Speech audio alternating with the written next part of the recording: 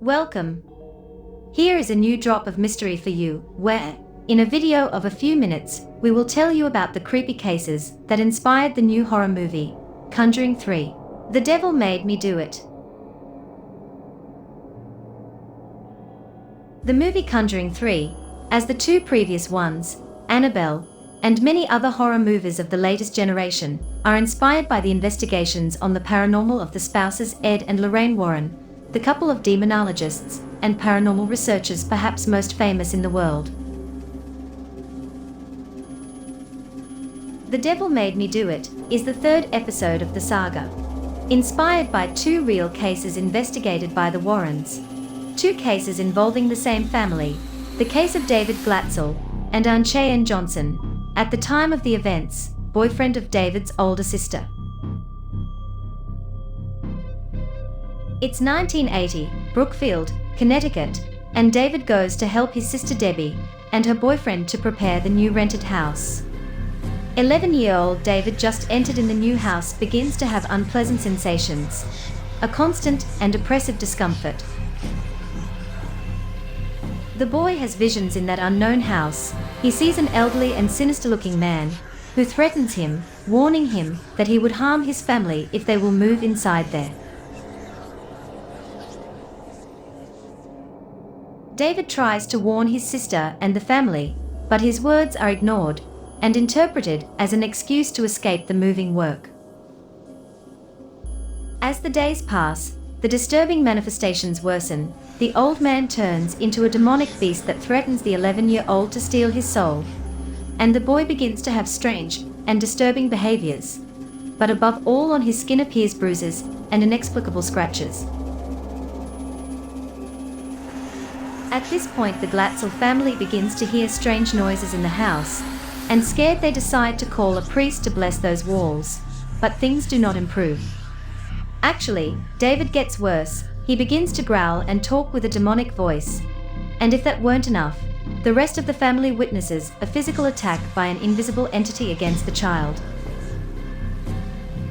At this point, Ed and Lorrain Warren enter the scene, called by the Glatzels. The Warrens, after careful examination, declare that the house is haunted by 43 evil entities, and that David is tormented by most of them. The Warrens will practice 3 exorcisms on the young guy, and are witnesses of phenomena of levitation and clairvoyance. During one of these exorcisms, the boyfriend of his sister, Arne, hurling himself against the demon, asks to be possessed instead of David, in order to save him. The movie Conjuring 3 seems to focus on this second case of possession, that one of the demon who, leaving the body of young David, takes possession of that of Arne Cheyenne Johnson. In that moment of terror, Arne and his girlfriend Debbie, frightened by those events, decide to move to another house.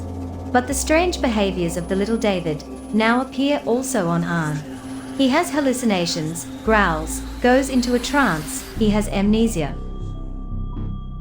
The details are not clear, but on February 16, 1981, Arne, following an argument with his girlfriend's employer, in a murderous attack, stabs the man several times, trying to cut his chest and extract the heart.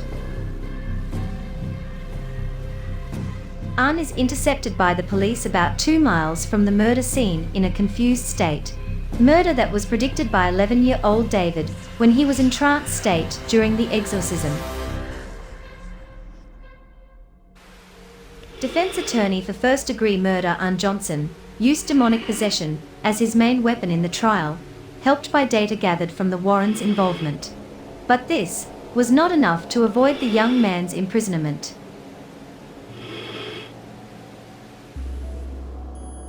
This disturbing case has inspired over the years TV series such as The Demon Murder Case, several books, and today, the new movie Conjuring 3, The Devil Made Me Do It. And you, what do you think? Write it down in a comment. Leave a like and subscribe to the channel Mystery e Omba. Don't miss the next drops of mystery. Don't forget to share these fascinating stories with friends. See you at the next mystery.